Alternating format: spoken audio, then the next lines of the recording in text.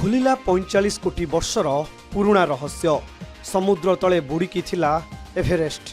शुणिबाकू आश्चर्य लागिले भी यह सत।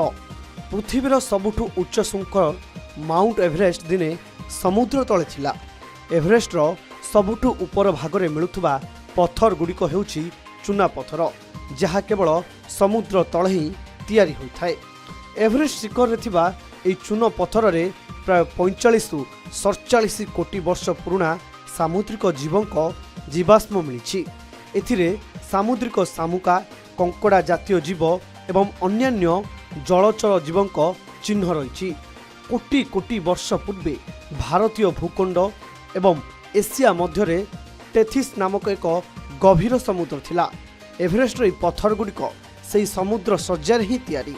5 रु 6 कोटी वर्ष पूर्वे जेतेबेले भारतीय प्लेट एशिया महादेश सह धक्का हला, सेतेबेले प्रबल चाप जोगु समुद्र सज्जार पत्थर गुड़िक क्रमशः उपरकू उठिबाकू लागिला। एई प्रक्रिया रे सृष्टि होइछि हिमालय पर्वतमाला।